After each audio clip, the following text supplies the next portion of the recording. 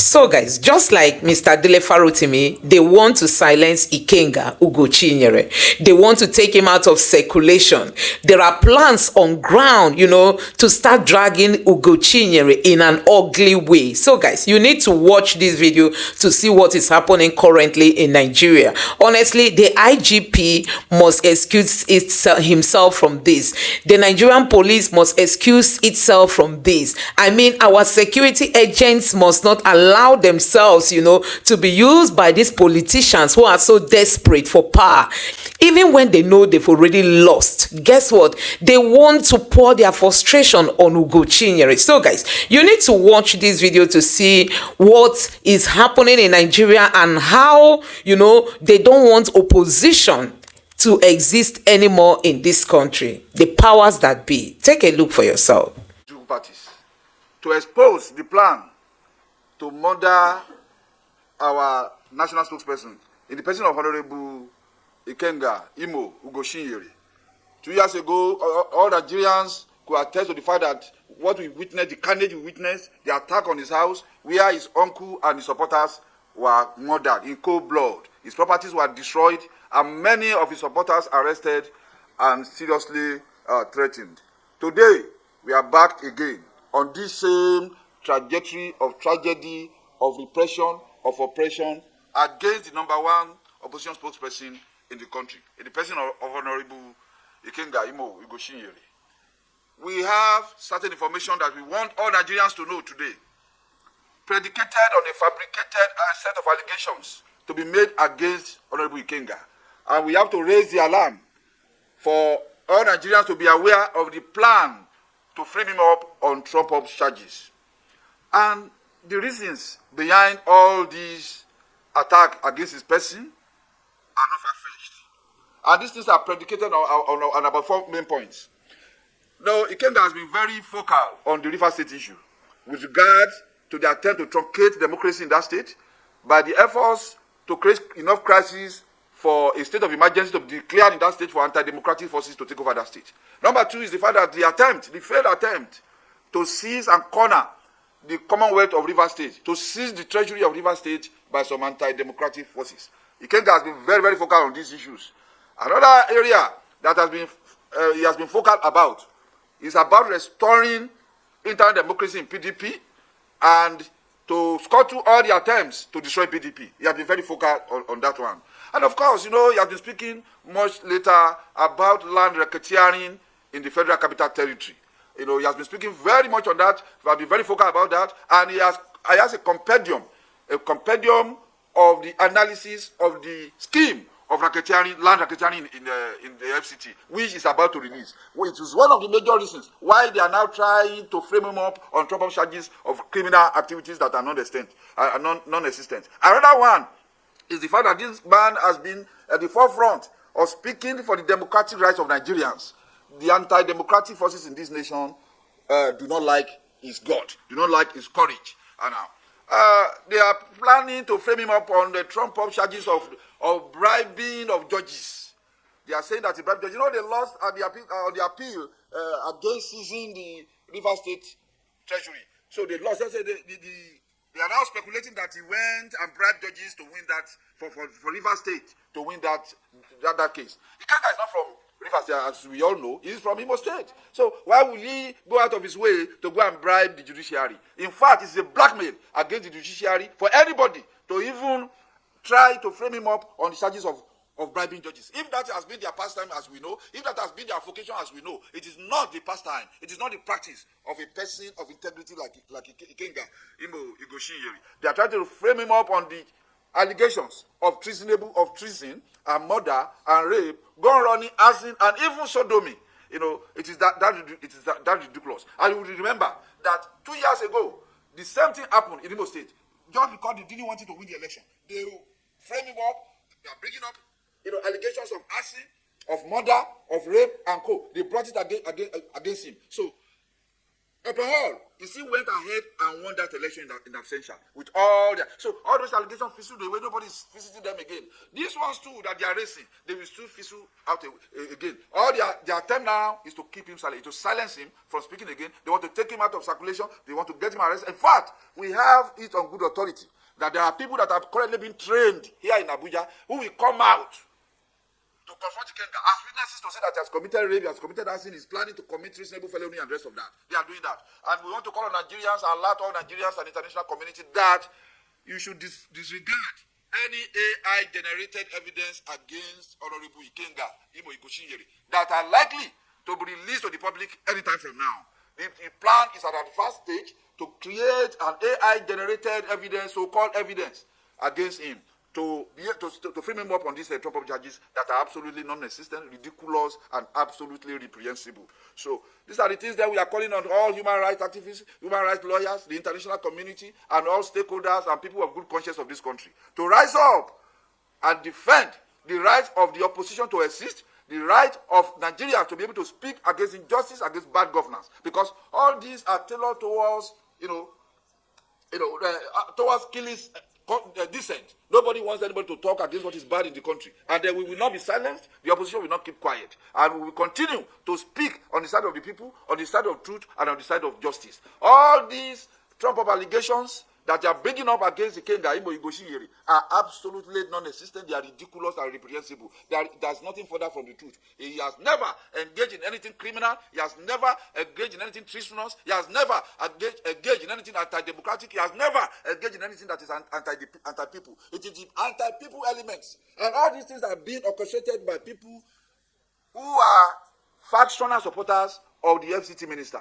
So they are the factional supporters of the FCT minister who are orchestrating all these things in order to take Ikenga out of circulation. If possible, to murder him. As they failed 2 years ago, they are back again. They are back again through blackmail. They are back again through fabricated allegations that have no basis in fact, that have no basis in evidence. This is why we are coming out to alert Nigerians to the fact that, once again, Ikenga is in the crosshairs of the anti-democratic forces of this country. They are attempting to kill him, they are attempting to murder him, they are attempting to take him out of circulation. And all the security agencies that are being contracted to do this must back out, must back down, and let justice reign in this country. Any attempt to silence the opposition in this country is an attempt to kill democracy. And we, together, we shall not allow that to happen. Our democracy must survive, and no democracy will thrive without the active participation of the opposition. Any attempt to attack the number one opposition political party spokesperson in this country, in terms of the person that is speaking, even for the opposition lawmakers in this country, will be resisted. Finally, we want to announce, to tell our detractors that we also have fully ready to mobilize Nigerians for a nationwide peaceful protest against attempt to silence dissent, against attempt to kidnap Ikenga, Ugochinyere, against any attempt to frame him up on Trump-up charges. All Nigerians, we are mobilizing the civil society, we are mobilizing regular Nigerians, we are mobilizing the political class for a mass protest against such attempts. I want to re-emphasize the fact that the people that are behind these shenanigans are people that are believed to be pro-Wike, that are pro-Wike factions, who are behind this thing. Now we are calling on the Inspector General of Police, Director of DSS, even the advisor to the President of Security, and even the President himself, to call these people to order. Don't let them destroy your government. They want to create crisis. They want to create chaos. These people who call themselves pro-Wike group, they are the people behind all these. They are the people that are alleged to be behind these plans, these evil plans to silence Ikenga, even possibly take him out of circulation. And we are rehammering it to the hearing of the government and all the people who care to listen. The fact that if anything should happen to Ikenga, Ugochinyere, the pro-Wike group and this government shall be held accountable for this. So once again, the security agencies must never cooperate or collaborate or coordinate with people who want to scatter our democracy. They are criminal elements and must never be seen around people who are supposed to keep all of us safe.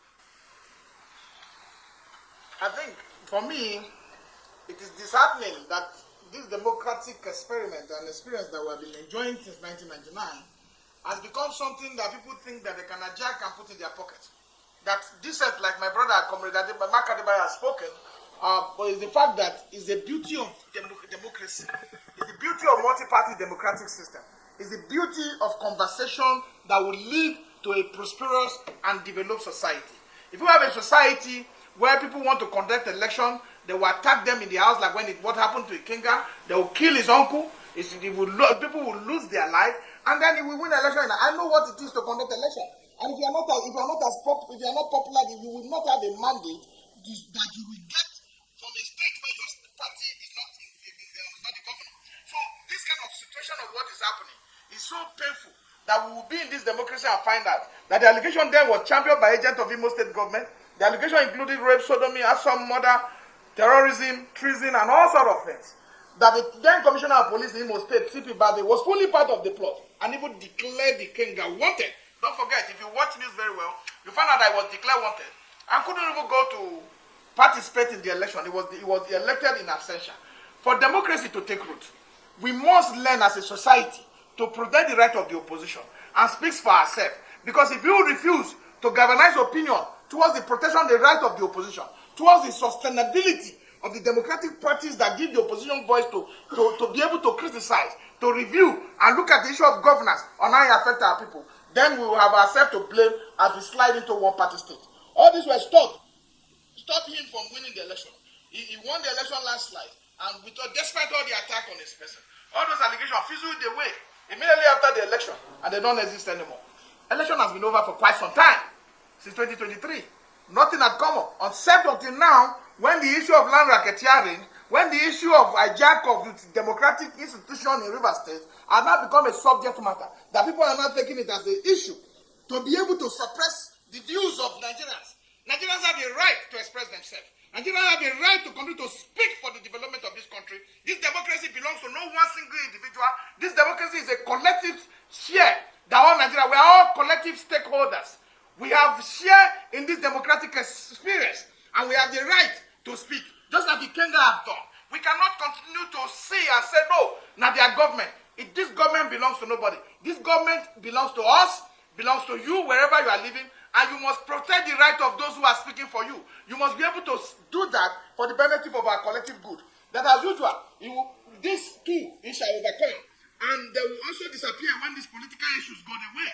As soon as this political issue is dead, we will find out the opportunity to develop a robust democratic practice that will give the opportunity for opposition to continue to speak without losing their uncle, without losing their people, and without being afraid to be on ground on election day. The Kenya cannot be intimidated.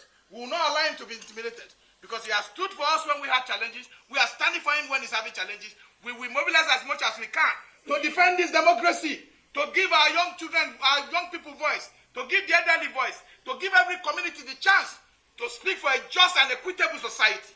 That is what the democratic practice entails. That is what we shall continue to defend, and that is what we shall continue to stand for. We because we found out that the depletion in the population of opposition political party through deliberate means by those in governance to run a one-party system, to deprive those who are speakers for the masses the right to speak their mind, which is what is trying to happen to Ikenga, which I tell you with all sense of responsibility, all sense of commitment to the development and defense of our democratic system, that we shall stand and we shall prevail and defend this democracy that collectively belongs. So guys, you have seen it for yourself. Ugochinyere is going through all this because he has been speaking up, against the things happening in Rivers State against the Fubara's government. He's one of those fearless people. We know that APC members are all silent. The PDP members are silent. Ugochinyere is just one of the very few that comes out every time to challenge the status quo, to challenge the powers that be, to challenge those that think because they are in power, because they have money at their disposal, they can buy the judges, they can buy a court ruling, they can destabilize Rivers State, they can do all kinds of things. Ugochinyere is that one man that has been challenging them, and this time around they want to silence him, they want to lay allegations against him, they want to start dragging him, they want to even end his life. I mean, Nigerians, this is no joke. This is no joke. This is not politics. What is happening in this country? No democracy. Honestly, the Nigerian police must excuse itself from this.